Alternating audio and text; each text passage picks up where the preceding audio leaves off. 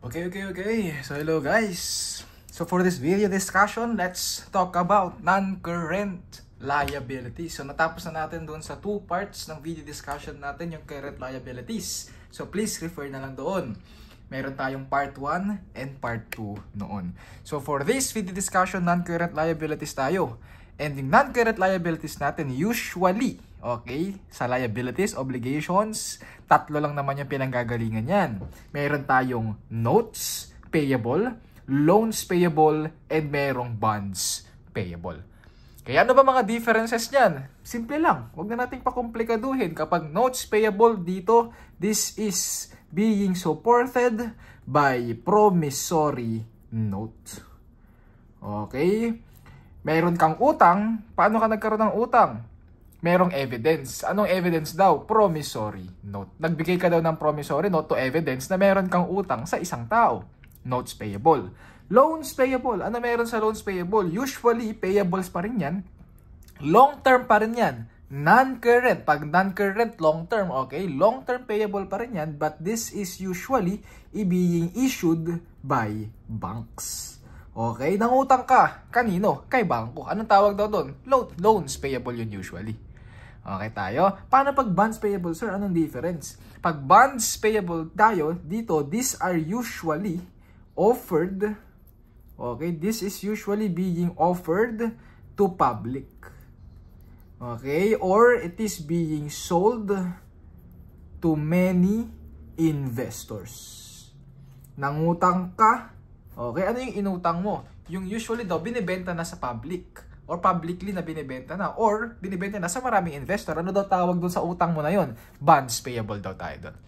Okay, differences ha. Notes payable, usually supported by promissory note. Loans payable, ano yan? Nangutang ka kanino? Kay bangko daw. Ang tawag daw nila doon usually, loans payable. Pag bonds payable, ito naman, nangutang ka sa public.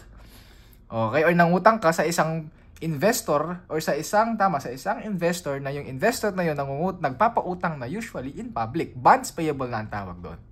Okay, notes, loans, and bonds payable, pare-parehas lang yan. Pare-parehas yan na non-current, pare-parehas yan na long-term liabilities. Ang differences lang is kung ano yung pinanggalingan. But basically, yung treatment din natin sa financial accounting and reporting natin is basically the same. Okay, pare-parehas lang yan. Pare-parehas lang yan. Measurement principle tayo. Okay, note payable, loans payable, and bonds payable are initially measured at fair value minus transaction cost. I-differentiate mo yan sa notes receivable natin or sa financial asset natin. Tama, yung financial asset natin, it is initially measured at fair value plus transaction cost. But since liability side na tayo, yung initial measurement mo is fair value minus transaction cost. Kuha mo yan. O, balikan natin ulit. Which is discuss naman na natin sa last video discussion natin sa part 1 nung payables natin. Sinabi ko doon, pag financial instrument, dalawa yon. It's either a financial asset or a financial liability. Tama, naalala mo? Very good. Ngayon, yung financial asset natin, 3 yung classification nun. Those financial assets that are subsequently measured at amortized cost, FVPL, and FVOCI. Pero dito sa financial liability, sa liability side natin, 2 na lang daw tayo dito. It's either those that are subsequently measured at amortized cost and FVPL. Yung FVOCI na komplikado sa investment na discussion natin, wala na yun. So, hindi ka na masyadong mahihirapan pag usapang liabilities tayo. Okay, wala na yung FVOCI, amortized cost, and FVPL na lang tayo. Pero hindi ko alam bakit marami pa rin nahihirapan dito dahil daw sa amortization table natin. Padadaliin natin yan. Sana makatulong tong discussion natin na to. Okay? Subsequent, ulitin ko, initially, payables are initially measured at fair value minus transaction cost. Subsequently, they are measured at amortized cost. Exception to that general rule. Anong exception? Kapag measured siya at FVPL. Kapag FVPL ka, initially, you are measured at fair value. Fair value lang, sir. Anong gagawin ko sa transaction cost? Transaction cost are expense outright. Okay, expense outright na yung transaction cost. If ever, meron kang na-incur na transaction cost. Pag FVPL ka lang naman subsequently, minimeasure mo ang FVPL saan? At fair value tayo.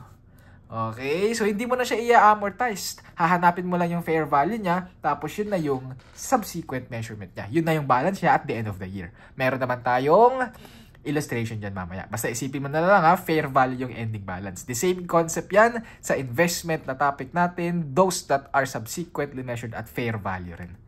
Okay tayo. Sige. Ngayon, himay-himay natin. Ano ba sinatawag dyan na fair value, sir? Ano ba ibig sabihin niya fair value? According to the standards, fair value daw is a price that would be received to sell an asset or paid to transfer a liability in an orderly transaction between market participants at the measurement date. Ang haba. Naintindihan mo ba? I guess hindi na naman. Pero ang sinabi lang dyan, sa fair value daw, yun daw yung price na kapag binenta mo daw yung asset, yun yung marireceive mo. Yun yung fair value natin. Or kapag binayaran mo yung liability, yung amount na babayaran mo. Yun daw yung liability. Yun daw yung measure, yung fair value natin. Yun lang. Okay? So, ibig sabihin, kapag point of view na nag-invest ka, pagkano yung amount na marireceive mo, kapag binenta mo yung investment mo, yun yung fair value natin. Kapag binayaran mo yung liability, magkano yung babayaran mo daw, yun yung fair value ng liability mo. Yun yung sinasabi dito sa fair value natin na to. Huwag mo nang pakomplikaduhin yung sarili mo. Okay? Since liability side tayo, isipin natin, ano ba yung transfer? Ano ba yung amount usually na ita-transfer natin kapag binayaran natin yung liability natin? Papasok ngayon yung concept ng cash price equivalent. Okay, si cash price equivalent, usually it applies kapag nagkaroon ka ng utang. Bakit ka nagkaroon ng utang? Kasi daw bumili ka ng, it's either inventory, property, plant, and equipment, or any other non-cash asset. Okay, bumili ka. Anong pinambayad mo? Hindi ka nagbayad ng cash. Hindi ka nagbayad ng accounts payable or short term. Ang ginawa mo daw, nagbayad ka ng long-term liabilities, which is pwedeng notes payable, pwedeng bonds payable, pwedeng loans payable. Or usually, notes payable lang yan. Okay, nag-issue ka, nagbayad ka ng notes payable, nagbigay ka ng promissory note. At saan mo ulit ginamit yung notes payable? Pambili ng inventory, PPE, and non-cash asset. Ang gagamitin mo daw na fair value is yung cash price equivalent. Kapag given yung cash price equivalent. Ano naman yung cash price equivalent? Sinabi sa standard, cash price equivalent is the amount that would have been paid if the transaction was settled outright on a cash basis. Ano na namang sinabi? Haba na naman, di mo na naman naintindihan kasi tinatamad ka na namang intindihin yung maabang sentence na yan. Huwag kang tatama rin kasi ang sinabi lang dyan, magkano yung supposed to be babayaran mo pag hindi ka nag-issue ng payable. Pag hindi ka nag-issue ng notes payable, magkano dapat yung babayaran mo? Yun daw yung cash price equivalent. Yun daw yung initial measurement or yun daw yung fair value nung liability mo. Okay, let's say for example, ikaw, bumili ka ng PPE, machines, sabihin na natin laptop, bumili ka ng laptop. Wala kang outright cash, wala kang pambayad. Okay, anong ginawa mo? Nag-issue ka daw ng promissory note. Sabi daw, utangin ko muna. Kailangan ko na yung laptop for today Utangin ko muna, tsaka ko na lang babayaran sa'yo in the near future pag may cash na ako. Ito muna, promissory note as an evidence na may utang ako sa'yo. Ganun daw ang nangyari. Okay, ano daw yung fair value nung payable or yung notes payable na in-issue mo? Sabi daw, sa cash, pag i-given daw yung cash price equivalent, yung cash na babayaran mo, in case daw hindi ka nag-issue ng liability or ng notes payable. Let's say for example, kapag binili mo yung laptop in a cash payment, okay, lump sum cash payment, yung babayaran mo, 50,000. Yung 50,000, yun yung fair value. Yung fair value, yun yung initial measurement ng notes payable mo. Yun yung sinabi sa cash price equivalent. Diba? Mahirap ba intindihin? Hindi. Cash price equivalent, paano daw, ano daw yung fair value, ano daw yung, pag given daw yung cash price equivalent, ano daw gagamitin mo as cash price equivalent? In case daw, i-assume mo daw, hindi ka nag-issue ng liability. Magkano yung supposed to be babayaran mo? Pag hindi ka nag-issue ng liability, yun yung cash price equivalent. Yung cash price equivalent, yun yung fair value ng payables mo, if given si cash price equivalent.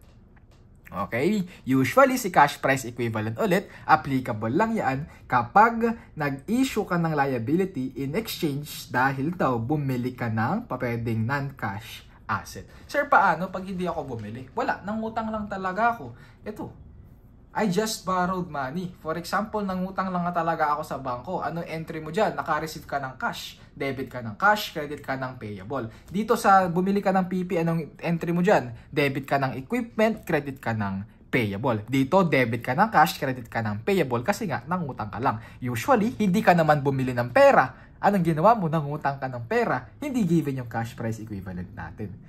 Okay? So, ano magiging measurement mo daw or initial, ano daw yung magiging value ng fair value mo kapag nangutang ka lang. Hindi ka bumili ng non-cash asset. Papasok ngayon yung concept natin na ito siguro yung pinaka nakakalito para sa iyo. Dalawa yan. Depende ngayon yan. Nangutang ka, ano inutang mo? Babayaran mo ba daw agad o babayaran mo ng pangmatagalan? Dalawa ngayon yan. Meron ka ngayong short-term payable, meron ka ngayong long-term payable. Kapag short-term yung payable mo, yung fair value mo daw is equal to the face amount. Okay? Pag short-term yung binayaran or yung inutang mo, short-term, babayaran mo din within a year. Yung fair value daw, yung initial measurement mo daw, yung fair value daw is equal to your face amount. Ano ba yung isinasabi sa face amount na yan? Magkano yung babayaran na nakasulat doon sa notes payable? Diba? Sa note payable mo, merong papel dyan. Nakasulat dyan, magkano yung utang mo. Magkano yung nakasulat doon, yun yung face amount. Yung nakasulat daw doon, yun yung fair value. Kapag daw, short-term payable. Paano naman, sir, pag long-term payable? Depende. Pag long-term payable daw, tatlo daw yan. Okay? Pwede daw yung long-term payable mo is it bears an interest and is a reasonable interest. Okay, pag yung long-term payable mo daw, it bears reasonable interest, sabi daw, yung fair value daw is equal to the face amount. Uy, same lang sa short-term payable, sir? Yes, parehas lang yan.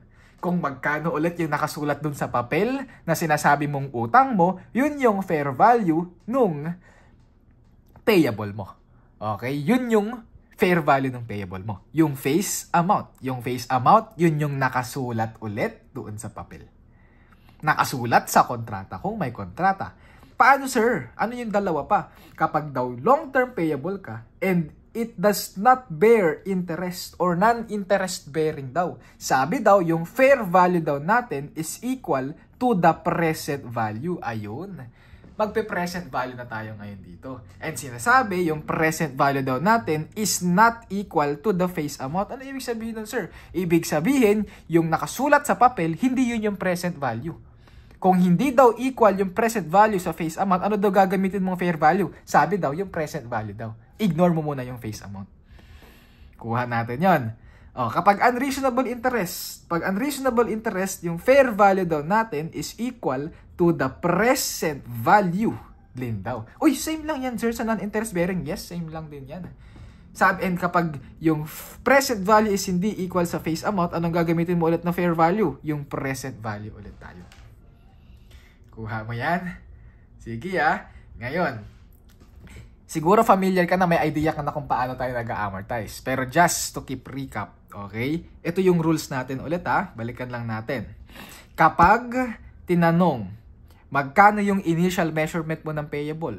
Pag sinabing initial measurement, i-entryhan mo, i-recognize mo, ano yung initially amount ng note payable mo. Sabi daw, pag given daw yung cash price equivalent, yun na daw.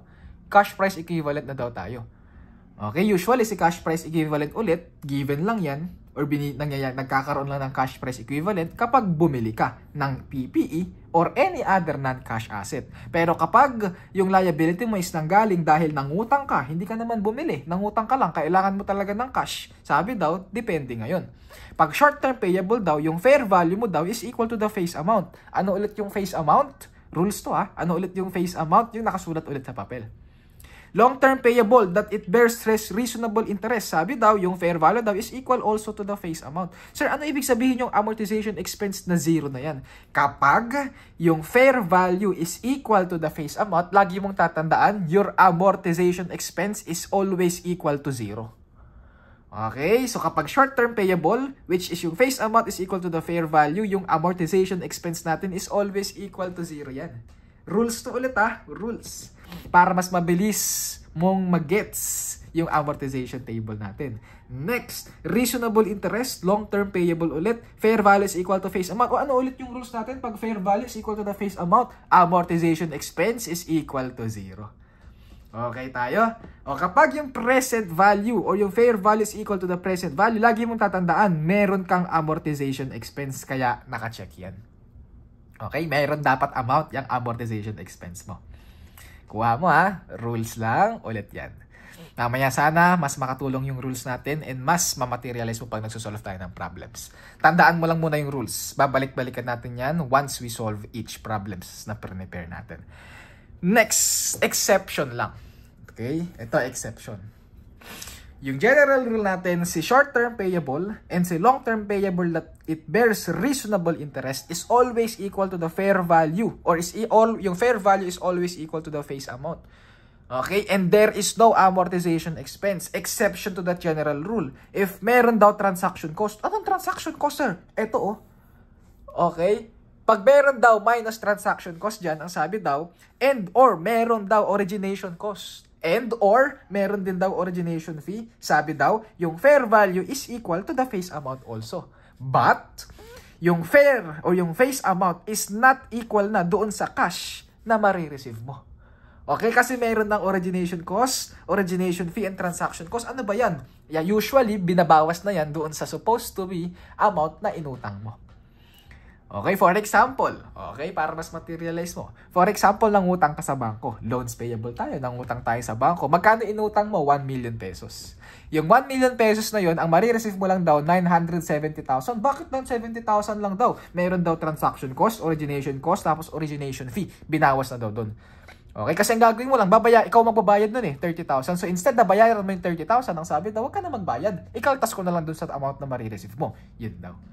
Okay? So, magkano inutang mo? 1 million. Magkano na-receive mo? 970,000. Uy, yung face amount ko, 1 million. Yung cash na na-receive ko, 970. Hindi equal dun sa face amount. Ang sabi daw, yung amortization expense mo na daw doon is not equal to 0. Ibig sabihin, magkakaroon tayo ng amortization expense. Tandaan mo na lang muna yung rules natin na yan. Okay? Okay yan muna. Sige.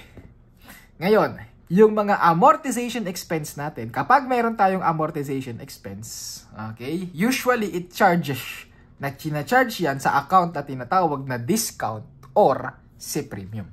Paano nagkakaroon ng discount or si premium? Nagkakaroon yan kapag yung nominal rate natin is not equal to the effective interest rate. Yung nominal rate, tinatawag din yan as stated rate. Ano yung nominal rate or stated rate? Yan din yung rate na nakasulat doon sa papel. Okay? Interest rate na nakasulat sa papel. Ano yung effective interest rate, sir? Tinatawag din yan minsan market rate. Tinatawag din to minsan cost of capital. Marami pang term dyan. Tinatawag din yan minsan yield rate. Okay? Pare-pares lang ng term yan. Effective interest rate yan. Yan yung rate na currently rate sa market natin. Sabi daw, pag yung rate daw sa market is hindi equal doon sa rate na nakasulat doon sa papel, sabi daw, possible, meron kang discount or meron kang premium. Paano ko malalaman, sir, kung may discount or premium? Ito na naman yung rules natin dyan. Okay, ito na naman rules natin dyan. Kapag, tanda mo, yung effective interest rate, kinocompute yan para hanapin yung present value. So, lagi mong pagtatapatin yan, Tandaan mo, present value nakatapat sa effective interest rate. Present value nakatapat sa effective interest rate. Meron kasi mga questions, sinatanong, ganito lang yung tanungan dyan. Kapag mas mataas daw yung present value sa face amount, anong meron? Premium or discount? Hindi mo na dapat i-analyze yun. I-graph mo na lang yung rules natin na to. Okay, pagtapatin mo yung present value, tas effective interest rate. Pagtapatin mo yung face amount, tapos yung nominal rate. Rules natin, kapag yung present value is mas mataas sa face amount, yung effective interest rate is mas mababa sa nominal rate. Inversely related. Yung effect ng present value, kung mas mataas yung present value, sabi daw, mas mababa daw yung effective interest rate. Baliktad naman dito, pag mas mababa yung present value, mas mataas yung effective interest rate. Sabi daw, kapag yung effective interest rate is mas mababa sa nominal rate, or kapag yung present value is mas mataas sa face amount, sabi daw, merong premium. Paano naging premium? Imaginein mo. Balikan mo na naman ito. I-assume mo yung present value, yun yung cash na na-receive mo. Kung yung cash na na-receive mo is mas mataas kaysa doon sa supposed to be babayaran mo, yung face amount, anong meron? Premium. May sobra. Premium yun. Okay? O kung mas mababa yung amount na na-receive mo versus doon sa amount na nakasulat sa papel, meron kang discount. Mas mababa discount. Okay? Di ba? Bilis lang tandaan ng rules. Hindi ka dapat malito. Basta alam mo tong ganitong rules. Techniques natin. Tandaan mo yung techniques natin.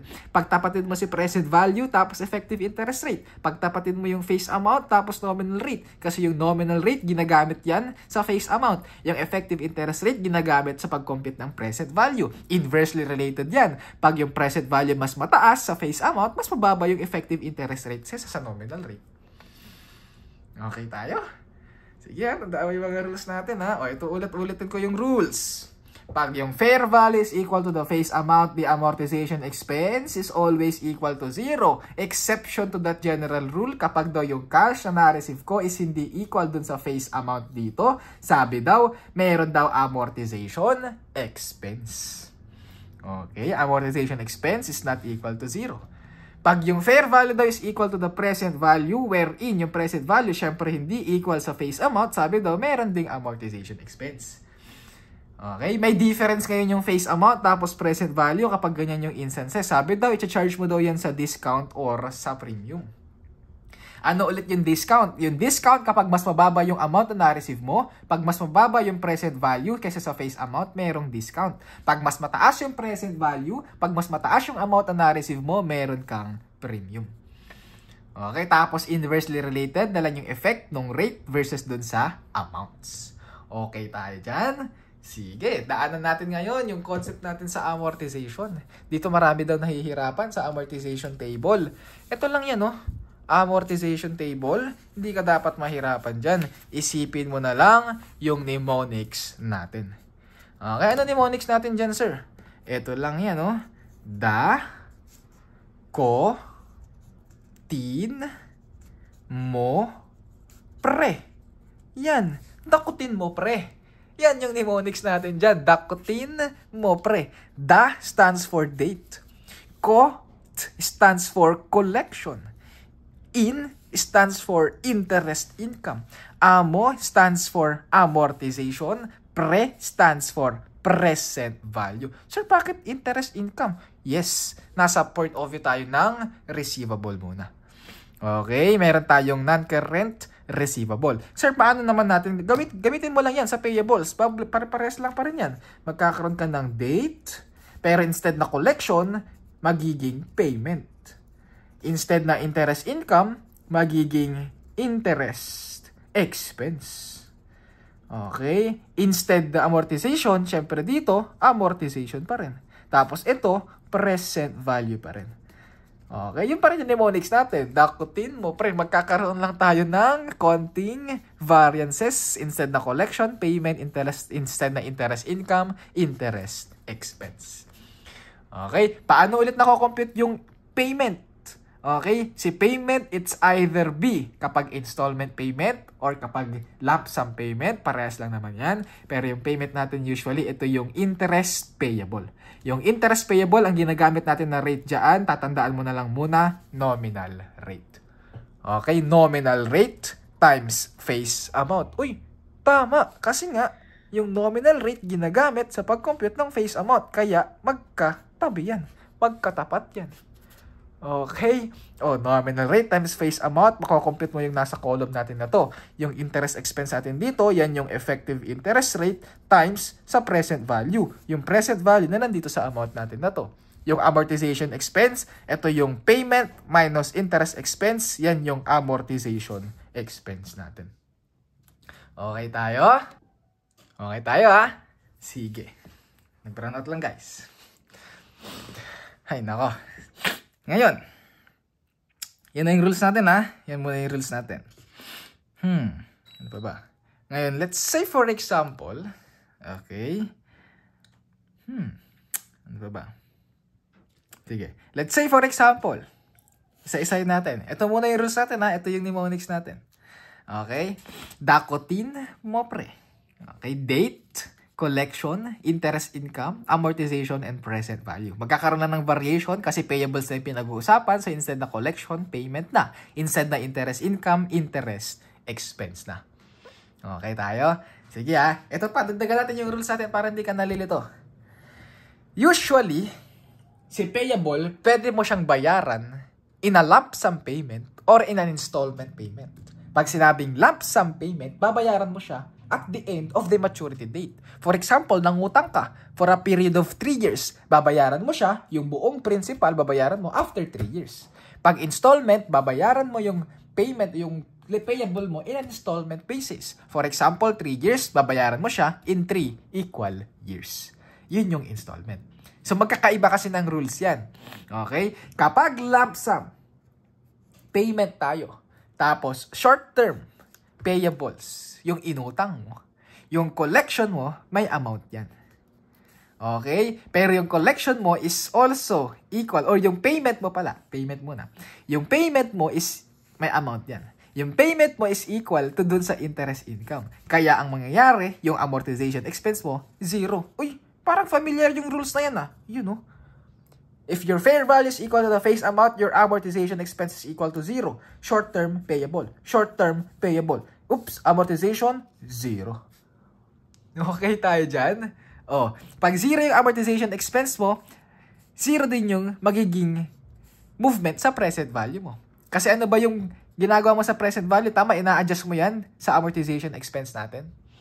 Okay tayo? Next, kapag lump sum, long-term payable, and it bears reasonable interest, balikan mo lang yung rules. Yung amortization expense ko dapat dyan, 0. Uy, amortization expense mo dito, 0. So, ibig sabihin, yung interest income mo versus dun sa payment or yung interest expense mo versus dun sa payment natin dito, parehas lang yan. Kaya, ito is equal to ito. Kaya, pag may minus mo tong ito, tapos ito, 0 tayo dito. Movement mo sa present value, 0 din tayo. Rules lang muna, rules lang muna. Okay, next. Lump sum, non-interest bearing. Ano rules natin pag lump sum, non-interest bearing? Merong amortization expense. Tama, ibig sabihin may amount tayo dito. Bakit tayo magkakaroon ng amount dito? Kasi non-interest bearing yan. Pag non-interest bearing yan, walang nominal rate yan. Pag walang nominal rate yan, 0 tayo dito. Okay, pero meron kang effective interest rate dyan. So, merong amount ito. 0 is not equal kasi may amount dito. Kaya meron kang amortization expense dito. Anong effect sa present value? Depende. It's either it increases or it decreases. Depende kung merong discount or merong premium. Rules lang ulit muna tayo. Okay? Ngayon, pag lump sum that it bears unreasonable interest, usually, si unreasonable interest, iba yung amount, iba yung rate ng effective interest rate versus sa nominal rate. So, ibig sabihin, yung nominal rate times face amount, iba yung amount na payment mo dito. May pwedeng lower, pwedeng higher. So, it is not equal dito sa interest expense mo dito. Kaya, merong amount sa amortization expense. Anong effect ulit sa present value? It's either it increases or it decreases. Okay? Rules. Ganyan lang. Mamaya, materialize natin yan. Kapag installment, long term, that it bears reasonable. Sir, bakit, long term na agad? Wala nang short term, installment nga eh. Ano ba ang short term? Usually, lump sum lang yan. Babayaran mo yan sa loob ng isang taon. Ano installment? Babayaran mo yan sa loob ng maraming taon. Pag babayaran mo ng maraming taon, hindi na yan short term. Long term na yan. So, start tayo, installment, long term, reasonable interest. Pag mayroong reasonable interest, ano ulit yung rules natin? Yung amortization expense natin is 0. Okay? Kasi yung fair value is equal to the face amount. 0 pa rin yan. Okay? 0 pa rin yan. Kasi yung amount sa nominal rate is equal to the effective interest rate is equal to 0. Kaso, yung present value mo, bababa. Bakit bababa? Kasi installment payment. Meron kasing principal payment. Kaya kung makikita mo, meron ka sa taas, meron ka dito, meron kang payment dito. Kasi binayaran mo na yung principal. So, yung principal payment mo is not equal dito. So, meron kang deduction dito. Kaya mababawasan yung present value mo. Pero yung deduction sa present value, hindi yun amortization expense ha. Ano yun? Payment lang yun ng principal. Kaya principal payment yan. Okay?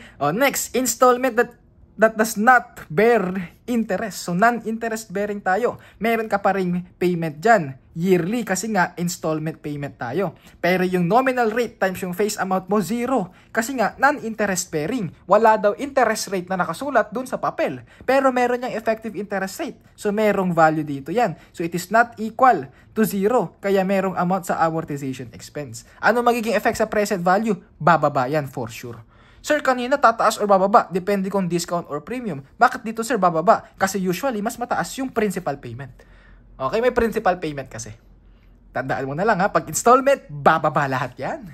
Okay, next, installment unreasonable. Pag unreasonable, usually mataas or mababa yung nasa payment ng interest natin.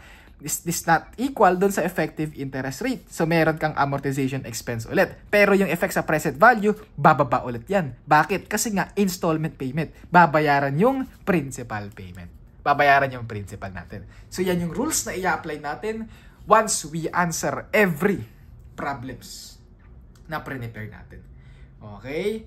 Sa mga libro, mapapansin mo, hindi mo alam kung bakit nag-amortization table bigla. Bakit hindi nag-amortization table bigla? Tayo yung gagawin natin, mag-a-amortization table tayo sa kahit na anong problem. Regardless kung short-term, long-term, reasonable, non-reasonable, non-interest bearing, mag-a-amortization tayo. Okay, mag-a-amortization table tayo sa lahat ng problem natin dito. Okay, so let's apply the concept. Let's solve illustration number 1. Okay, illustration number 1. Sabi dyan, Valentino Company, a natural energy supplier, borrowed 8 million peso cash. O tandaan mo, nanghiram siya ng 8 million peso cash. Pag nanghiram ng cash, ibig sabihin, hindi na pwede yung cash price equivalent natin. Kasi hindi naman siya bumili ng non-cash asset. Kuha mo yon. Ganun lang siya i-analyze, guys. So, if possible, dito na tayo sa concept ng just borrowed tayo. Dito sa baba na. Okay. On November 1, 2025, to fund a geological survey, the loan was granted by Artline Bank under a short-term credit line. Short-term credit line? Uy, short-term payable to. Valentino issued a 9-month, ay short-term nga, 9-month eh. 12% promissory note. Tandaan mo na, 12% promissory note. Yan yung rate na nakasulat sa promissory note. Anong tawag dyan? Nominal rate. With an interest payable at maturity on July 31, 2026. July 31, 2026, kailan ka nangutang? November 1. Ilang months yun? November, December, January, February, March, April, May, June, July. 9 months. Kasi nga, 9 months lang daw to. The fiscal period is the calendar year. Requirements: prepare the journal entry for the issuance of the note payable. Prepare the appropriate adjusting entry for the note payable. Prepare the journal entry for the payment of note payable at maturity. Sa ibang libro, pag binasa mo, hindi sila mag-amortization table dyan. Kaya nalilito ka, kailan ka ba mag-amortization table? Kailan ka hindi mag-amortization table? Sa atin, mag-amortization table tayo kahit anong mangyari. Okay? Meron tayong mga dates dyan. November 1, 2025. Yung date na nangutang ka. Okay? Tapos meron pang isang date. December 31 kasi subsequently i-measure mo yan. December 31, 2025 at the end of the 2025. Tapos July 31, 2026 nung nagbayad ka na. Okay? November 1, 2025, nagbayad ka ba? Siyempre hindi kasi kakautang mo pa lang. 0. Interest expense. Meron bang interest expense? Siyempre wala pa. Wala pang nakalipas na araw. Wala pang nakailipas na buwan. 0 yan. Kung 0 minus 0, 0 amortization table natin. Magkano present value mo ngayon dito? Magiging 0 ba? Hindi naman. Grabe naman sa 0. Wala lang effect. Walang movement. Okay? Magkano ngayon yung present value natin dito? O, balikan mo yung rules. Short term, payable, initial measurement natin, fair value. Wherein yung fair value is equal to face amount. Magkano face amount? 8 million. Magkano fair value? 8 million. O, di ba? Ganun lang. O, December 31, 2025. Nagbayad ka ba? Nagbayad ka ba sa December 31, 2025? Hindi. Nagbayad ka ba? Nagbayad ka ba? December 31, 2025? Hindi. Pero, meron kang payable, tama. Ano yung payable natin? Yung nag-accrue na interest. Magkano nag-accrue na interest? 8 million pesos times 12% na interest. Okay, annually yan, tama. Ilang months na yung nakalipas? November, December. Kasi nangutang ka November, mag-i-issue ka December, may nakalipas na 2 buwan. November, December. Times 2 over 12. Magkano yan? Okay, magkano interest mo dyan?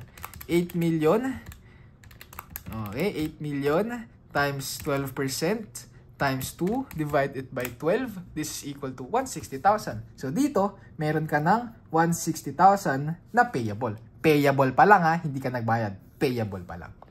Okay, underline mo na yung i-underline mo na lang to. Payable pa lang. Meron ka bang interest expense? Yes, 160,000. Okay, 160,000 yung interest expense mo. Ano ba gagamitin mo dito? Nominal rate, 12%. Same lang yan dito. Kaya yung amortization table mo, 160 less 160, 0. Anong effect sa present value? O, balikan mo yung rules natin dito. O, pag short-term payable, fair value is equal to face amount, amortization expense ko, 0. Amortization expense ko, 0. Oy, kahit na hindi mo alam, kahit hindi mo alam to, kung alam mo yung rules natin, madali na sa'yo. O, tapos ano magiging effect? Pag lump sum, short term, sa present value, 0. No effect. Hindi mababawasan, hindi madadagdagan. So, yung present value natin dito, 8 million pesos. Okay? O, July 31, 2026, meron kang nag-accrue ulit na interest. Magkano nag-accrue na interest? Ilan na nakalipas? January, February, March, April, May, June, July. 7 months. So, that would be 8 million times 12%. Times 7 over 12. Magkano yan? 8 million times 12% times 7 divided by 12, 560,000. Meron kang payable dito, 560,000. So, yung interest expense mo, equal lang yan sa interest payable mo kasi nga dapat yung amortization expense natin is equal to 0. And yung effect niya dito sa present value natin, 8 million pesos. Yan na yun. Oh, tinatanong, prepare the journal entry at the issuance. Kailan ba yung issuance date? November 1, 2025. Entryhan natin. November 1, 2025. Nanghiram ka ng pera. So, naka-receive ka ng cash. Magkano yung na-receive mo na cash? 8 million pesos. Ay, dami namang zero niyan. 8 million pesos. Tapos, meron ka ngayong notes payable. Okay? Kasi nangutang ka nga. Magkano notes payable mo? 8 million pesos.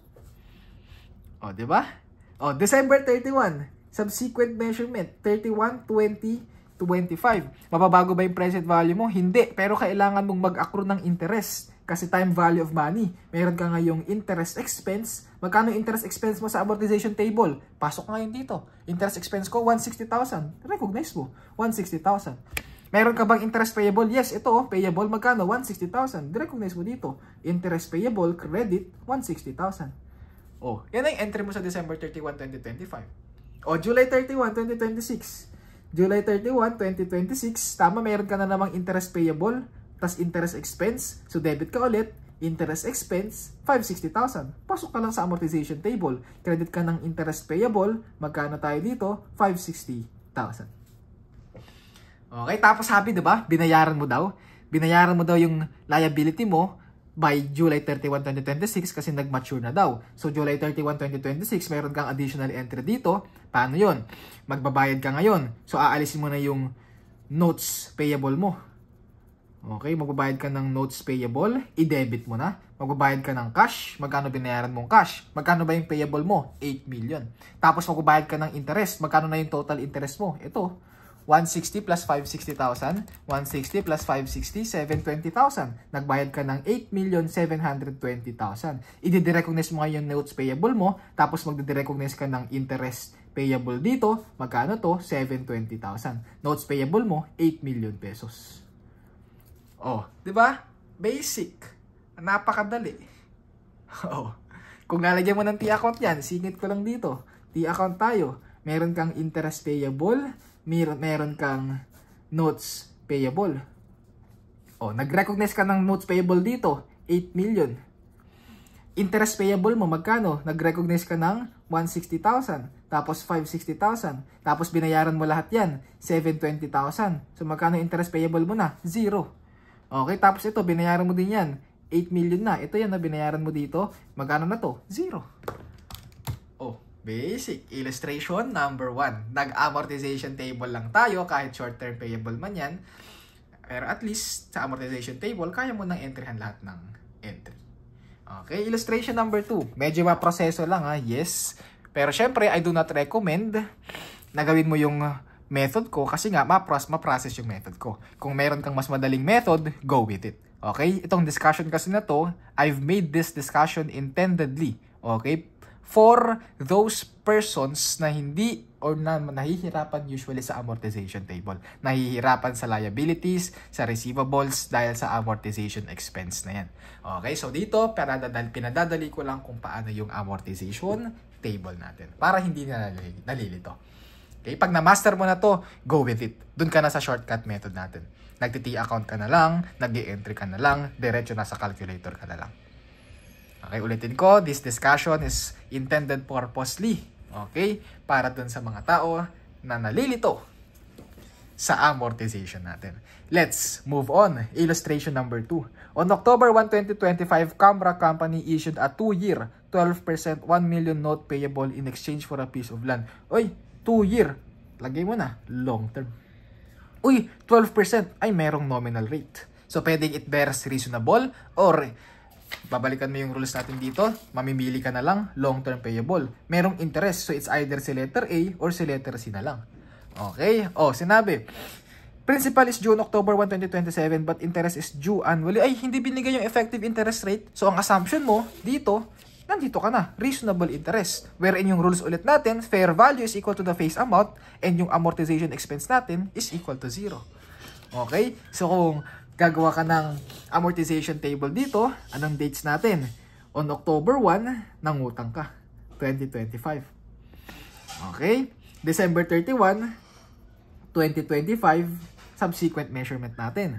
October 1, 2026, magbabayad ka daw. December 31, 2026, subsequent measurement. October 1, 2027, magbabayad ka ulit. Kasi nga, principal is due on October 1, 2027. And the interest is due annually. Okay? Next. Tapos na. Yan na. Okay, yan yung amortization table natin. O, October 1, 2025, nagbayad ka ba? Hindi naman. Interest expense. Meron na bang interest expense? Wala pa naman. Amortization expense natin, 0. Magkano present value mo? O, balikan mo ulit yung rules natin dito. Fair value, kapag reasonable interest, fair value is equal to a face amount. O magkano face amount natin? Ito, 1 million pesos. Yun na, 1 million pesos. Payment, payable, magkano? Meron ka bang payable dyan? Yes, ito, 12%. Meron kang payable of ilang months na nakalipas. Nang utang ka October, magme-measure ka ng December 31, October, November, December. 3 months. Magkano yun? 1 million peso na face amount times yung nominal rate mo na 12%. Tatandaan mo, pag mayroong binigay dyan na rate, tatandaan mo usually, annually yan. So, magkano yung nag-accrue? 3 months lang. So, 3 over 12. 1 million times 12% times 3 divided by 12, 30,000. So, by December 31, 2025, meron ka ng interest payable of 30,000. Magkano na interest expense mo? Equal 30,000. Kasi ano yung rules natin dito? Kapag ka short term or pag long term, reasonable interest, amortization expense mo is equal to 0. O, yung amortization expense mo dito dapat 0. So, yung interest expense mo equal sa interest payable mo. Ano effect sa present value doon? Di ba no effect? So, 1 million pesos tayo dito. O, kung i-entryhan mo to, October 1, 2025, anong entry mo dyan? Ano ba nangyari? Bumili ka daw ng land. Nag-debit ka ng land, ano daw inisyo mo? Ano daw pinambayad mo? Hindi ka nagbayad ng cash eh. Ano pinambayad mo? Note payable. So, credit ka ng note payable. Magkano daw? 1 million pesos. Okay? 1 million pesos. Yung payable is equal to the face amount. 1 million pesos. Okay tayo dyan. Oh, tapos December 31. December 31, meron ka bang i-entryhan? Yes, kasi merong time value of money. May nakalipas na oras. Kailangan mong mag-accrue ng interest. Meron kang interest payable or debit ka ng interest expense, credit ka ng interest payable. Magkano yung na-compute natin sa amortization table natin? 30,000 pesos. Sir, interest payable pa lang ba? Hindi pa ba credit cash? Hindi pa. Babayaran daw niya kasi annually, i-assume natin, by October 1, 2026 pa siya nagbayad. O, October 1, 2026, ituloy natin yung amortization table natin. Magkano yung nominal rate natin dito? 12%. Yung 12% is equal to the effective interest rate of 12% din dito. Okay, so 12%, ilan na nakalipas from December 31 to October 1? That's January, February, March, April, May, June, July, August, September. October, wala na. 9 months tayo dito. So may nakalipas na 9 months. That would be 1 million times 12% times 9 over 12. Magkano yan? 90,000. So meron ka dito, 90,000. Amortization mo, 0 dapat. So yung interest expense mo, 90,000. Ano effect sa present value? 1 million. 0 pa rin. 0 effect. So 1 million dapat yung present value mo. Okay, kung i-entryhan mo ulit yan, October 1. I-assume natin sa October 1, 2026, nagbayad na siya ng interest. Okay? So ang i-entryhan mo dyan, pwede mo siyang entryhan ng mas maiintindihan mo. Gawin mo lang ulit yung debit interest expense, credit interest payable. Magkano yan? 90,000. Okay? Ito yan, 90,000. Tapos babayaran mo na daw yan. So aalisin mo na yan. Debit ka ng interest payable. Magkano na ba yung payable mo as of October 1, 2026? Yung 30,000 na to, yung 90,000 na to. So interest payable mo dito, 120,000. Tapos babayaran mo daw yan, cash, 120,000. Pwede mong shortcutin to. Pwede mong shortcutin ito. Compound entry yung tawag natin dito. Anong entry mo dyan? Pwede ka nang mag-debit agad ng interest expense. Debit ka ng interest payable. Magkano interest expense mo? 90,000. Magkano interest payable mo? 30,000. Credit ka ng cash, 120,000. Compound entry lang yan. Paano nakuha yung compound entry, sir? Inalis ko lang ito. Tapos ito, difference natin, 30,000. So yung didebit ko dito, 30,000 lang. Okay? Oh. Huwag ka na lang malilito ha. Kaya ko lang binigay yung simple entry, itong entry na to, kasi dito ako mas nadadalian. Mas na-visualize ko kasi kung ano yung nangyari sa transaction, unlike sa compound entry. Pero yung compound entry kasi yan yung binibigay sa libro. Baka lang i-question mo ko, sir, bakit ganyan yung entry mo? Ganito yung nasa libro. Pwede mo naman gawin parehas. Ito, break down ko lang. Pero ito yung compound entry, pag pinagsama na. Okay, o tuloy natin yung amortization table ha. O amortization table ulit, December 31, 2026. From October 1 to December 31, may nakalipas na ilang months. 3 months, tama? October, November, December. So mag-a-accrue ka ulit. Ito ulit, 30,000. 30,000 ito, 30,000 ito, 0 pa rin to, no effect pa rin dito, 1 million pesos. O, October 1, 2026, 2027, may nakalipas na 9 months ulit. So meron ka ulit 90,000 dito, 90,000 ito, 0 pa rin to, 1 million pesos pa rin ito. O yung entry natin dito for October, December 31 and October 1, ikaw na lang gumawa. Okay, pero dito sa October 1, 2027, kung i-enter natin yan, magbabayad ka na ng 1 million peso kasi maturity date na yan. So that would be, debit ka na ng note payable kasi babayaran mo na yung note payable mo na 1 million pesos. Tapos magki-credit ka na ng cash of 1 million pesos. Okay? Okay ah. So pinamadali ko na. Ang concept ko lang ulit dito, sana hindi ka malito sa amortization table. Okay? Sige ah. Oh, let's move on. Illustration number 3. Nakakatulong yung rules ha. Illustration number 3. On January 1, 2025, Flask Company acquired equipment in exchange for 100,000 peso cash in a 4-year non-interest bearing. Balikan mo ngayon yung rules natin sa non-interest bearing. Ano yung rules natin dito? Fair value is equal to the present value and meron tayong amortization expense. Okay, 1 million note payable. Uy, anong nangyari? Bumili daw ng equipment. Ang kapalit daw ng equipment, 100,000 cash plus 1 million peso payable. Yung payable daw, note payable. Nababayaran mo daw in 4 equal annual installments. Uy, installment. Pasok pa ngayon sa rules natin dito. Okay? Oh, installment starting December 31, 2025. The prevailing interest rate is 12%. Umark mo na yan. 12% effective interest rate yan. Prevailing interest rate. Okay? Sir, magkano nominal rate? Ang kulit po eh. Non-interest nga. Nominal rate natin, 0%. Okay? Oh, pinadali na. Oh, the present value factor of ordinary annuity at 12% for 4 period is 3.037. So, pag binigay na yan, wag mo na computin yung present value factor ha. Gamitin na natin to. 3.37. Okay tayo? Oh, hanapin natin ngayon magkano yung present value. Okay? Yung present value natin, ganito natin i-solve ha. Present value. Magkano yung principal? 1 million pesos. Magkano yung present value factor? Gamitin mo na yan. I-multiply mo na yan directly. 3.37. 1 million times 3.37. This is equal to, or mali. Installment pala tayo guys. Installment, 4 equal annual installment. So 1 million divided by 4 years, magbabayad ka ng magkano? 250,000 each year. 250,000 times 3.37, magkano yan? 250,000 times 3.37, 250,000 times 3.37, this is equal to 759,250. Yan yung present value. Yan yung nandito ngayon. 759,250. Okay? O dates. Ano yung mga relevant dates natin? Nung January 1, 2025, tapos subsequently, i-measure mo yan, December 31, 2025. Tapos December 31, 2026. December 31, 2027, December 31, 2028. 1, 2, 3, 4, 4 equal annual payments. O, nagbayad ka ng 4 equal annual payments. Ibig sabihin, magbabayad ka ng 250,000 pesos dito.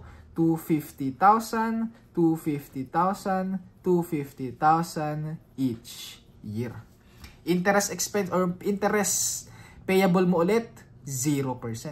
Interest expense mo, yung nominal interest, effective interest rate mo na 12% times the present value. Ito 0% times the face amount. So basically, 0 yun.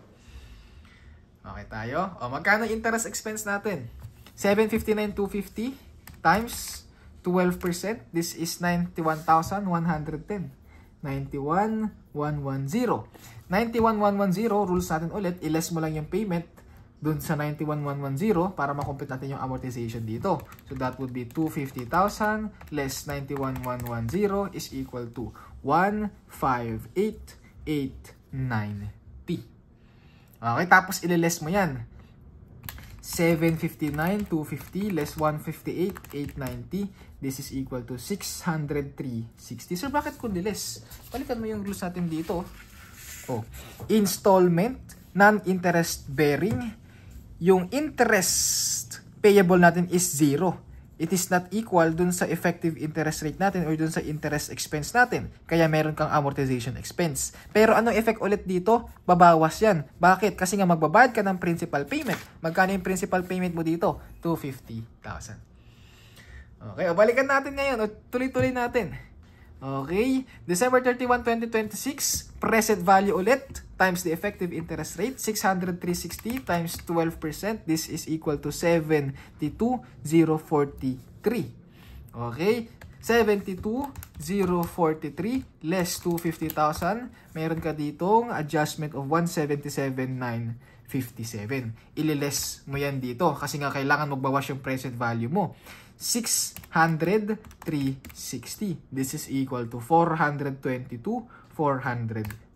Multiply mo na lang ulit sa 12% para makompute natin yung interest expense mo by 2027 of 50,688 less 5688 less 250,000. This is equal to 199,312. Minus mo sa 422,403. This is equal to 223,091. Times mo ulit. Anong effect ulit natin dito? Dapat yung present value mo mag-0 na kasi fully paid na siya by December 31, 2028. So, mag-residual amount na lang tayo dito ha. Kung dapat 0 ito, magkano yung ibabawas mo sa amortization table? Dapat 223,091. Equal yan dito.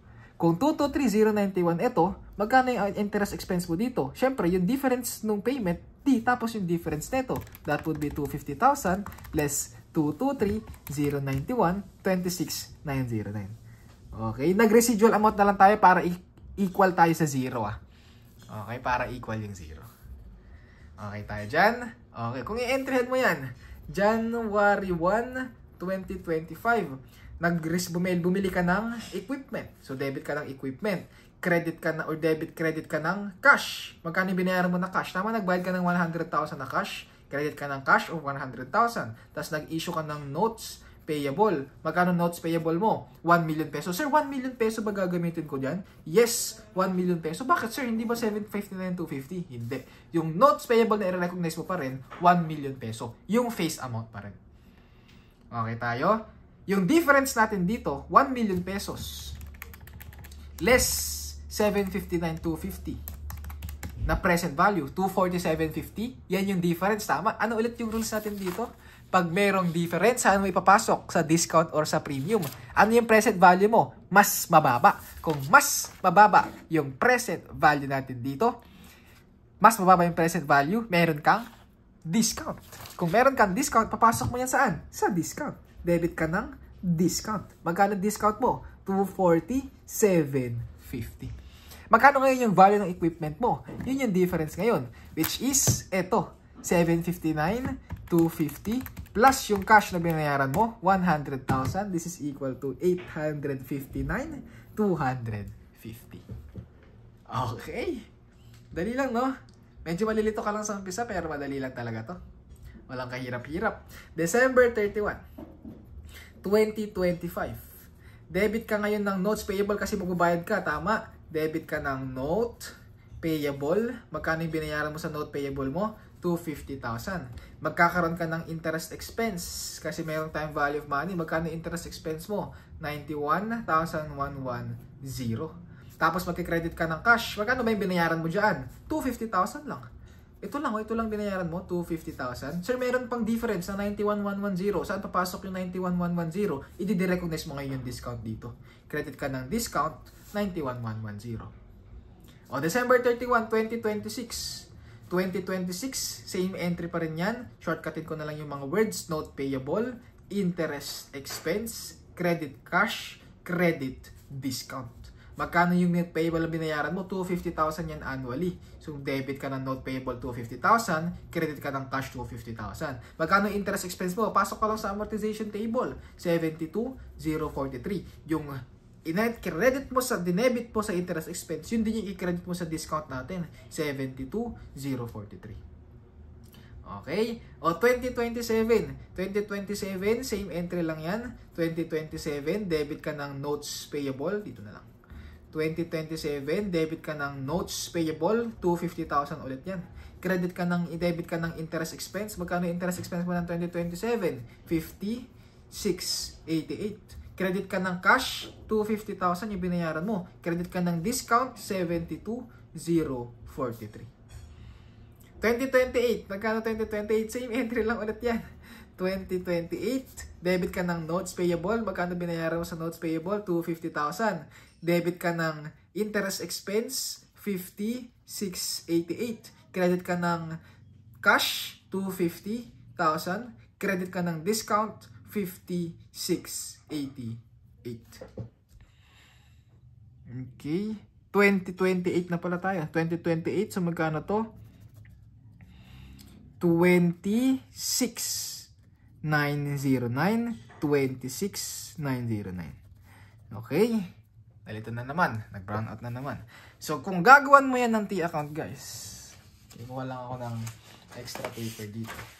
Kung gagawa natin ng T-account yan, meron kang separate T-account for discount and meron kang separate T-account for notes payable. Magkano ulit yung initial measurement mo ng notes payable? Ito, 1 million pesos. 1 million pesos. Meron kang ni-recognize na discount, naka-debit, 240,750. Paano pag tinanong, magkano carrying amount ng discount and notes payable mo? Ito lang, entry mo, ito lang. Di-discount, mabawasan mo 1 million less 240,750. Magkano yan? 1 million less 240,750. That is equal to 759,250. Ito yan, no? 759,250. Ganun lang din yan. Okay? Oh, nagkaroon ka ng entry December 31, 2025. Binawasan mo to ng 250,000. Tapos, binawasan mo din yung discount mo ng 91,110. Magkano yung ending balance mo dyan? 240,750 less 91,110. 149,640. Itong notes payable mo, 750,000.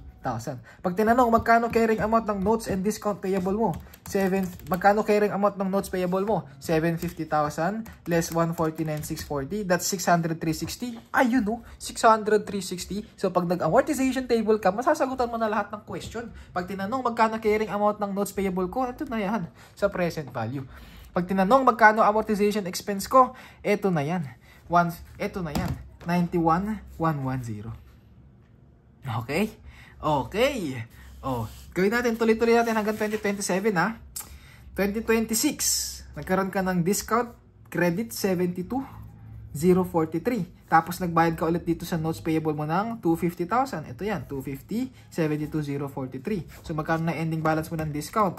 149,640 less 72,043. That is equal to 77,597. 77,597. 750,000 less 250,000. Magkano to? 500,000. Pag tinanong, magkano ulit carrying amount? 500,000 less 77,597. 500,000 less 77,597. This is equal to 422,403. 422,403. Ayan, no? 422,403. O, diba? O, ganun na. So, yan for illustration number 3. Next tayo, illustration number 4. Sabi sa illustration number 4, on January 1, 2025, Artline Company issued a 3-year 1,200,000. Uy, non-interest bearing ulit. Note payable due in equal semi-annual payments. Ay, semi-annual payments naman daw ito. Starting July 1, 2025. The prevailing interest rate is 10%. Pag prevailing interest rate, effective interest rate ulit daw yan. 10%. The present value factor of ordinary annuity at 5% for 6 period is equal to 5.0757. Yan ang gamitin mo. 50757. So, relevant dates ulit. January 1, 2025 nang utang ka. Magbabayad ka daw semi-annual payments ng July 1, 2025. So by July 1, 2025 magbabayad ka. Tapos subsequently, magme-measure ka December 31, 2025. Tapos July 1, 2026 magbabayad ka ulit. Subsequently, magme-measure ka ulit December 31, 2026. Tapos magbabayad ka ulit July 1, 2027. Tapos, subsequently, magbabayad ka ulit December 31, 2027. 1 year, 2 years, 3 years. Okay? Sige. So, magkano payments mo? January 1, nagbayad ka ba? Hindi. Amort interest expense mo, meron na ba? Wala pa. Amortization mo, syempre wala. Magkano present value mo ngayon? Magkano present value natin? Computein natin. 1,200,000. Gamitin mo yung 1,200,000. Ilang beses ka magbabayad? 3 taon, tama. Tapos semi-annual, so divided by 2, that's 200,000. So this is 200,000 times 50757, yung present value factor natin.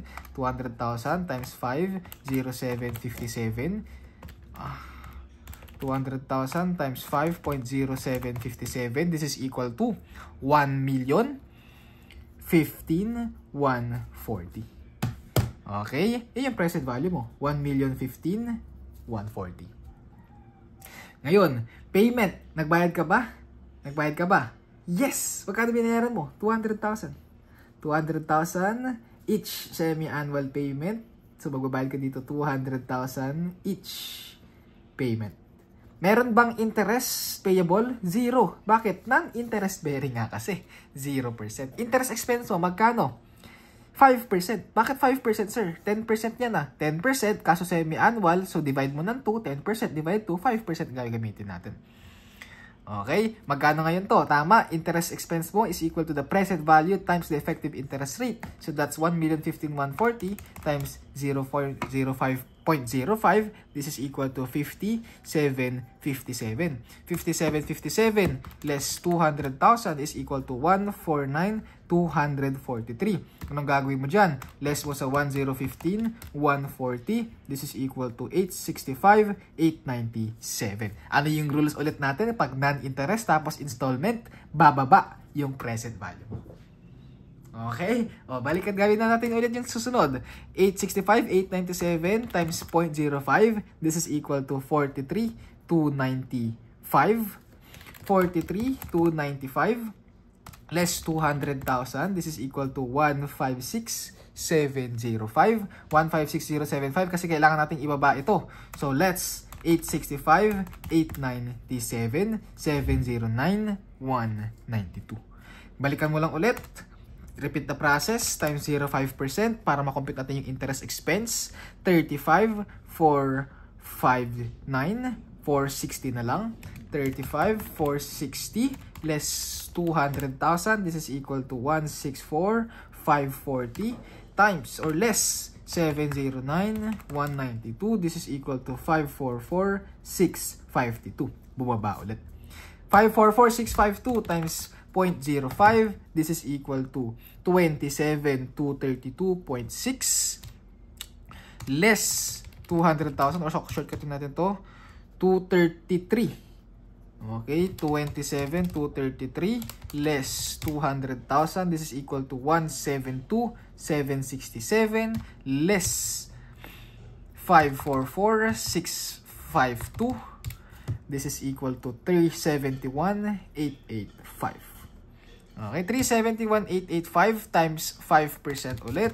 This is equal to 18,594. 18,594 less 200,000. This is equal to 181,406. 181,406 less 371,885. This is equal to 190,479. Tapos dito, kailangan maging 0 tayo dito. So ito, nasa 190,479 din ito. 190,479. Magkano yung magiging interest expense ko? Yung difference lang ng dalawa na to. 190,479 less 200,000. This is equal to 95,221. Kung i-entryhan natin yan, by January 1, 2025, naka-receive ka ng cash. Magkano yung na-receive mo na cash? Yung present value. Ito, 1,015,140.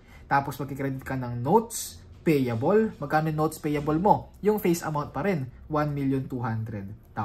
Tapos ano yung difference? Meron difference. Present value versus nominal amount, mas mababa yung present value. Pag mas mababa yung present value, ano mangyayari ulit? Meron kang discount. Galing. So, meron kang discount. Magkano yung discount natin? Yung difference lang. 1,200,000 less 1,015,140. This is equal to 184,860. Diba?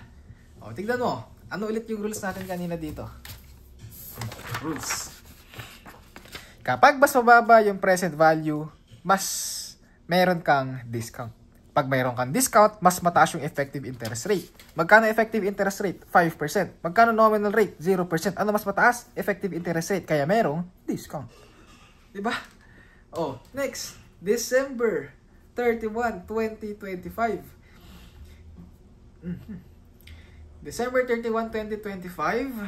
Or, sige, July 1 muna. Chinortcut ko na. July 1, 2025. Entryhan natin yung nangyari dito. Meron kang payment. So, magde-debit ka ng notes payable kasi binayaran mo yung 200,000 ng notes payable mo. Tapos, nagbayad ka ng cash. Credit ka ng cash of 200,000. Hindi ka pa naman nagbayad ng interest eh. So, meron ka lang dito debit, interest, expense. Magkano interest expense mo sa amortization? 57.57. So, refer ka lang sa amortization table natin. Tapos, credit ka ng, magkano, ano yung credit mo dito na isa? Credit ka ng discount kasi babawasan mo na yung discount mo ng 57.57. Okay? Ikaw na gumawa ng ibang ikaw ibang entry ha. Ang gagawin ko na lang dito, T-account tayo. Okay? Yung T-account natin, note payable, tapos discount. Magkano yung note payable mo ulit? 1,200,000. Magkano yung discount mo ulit dito? 184,860. Tingnan natin sa amortization table. Credit ka ng discount, yung kinikredit mo sa discount, tama yung nandito sa interest expense natin.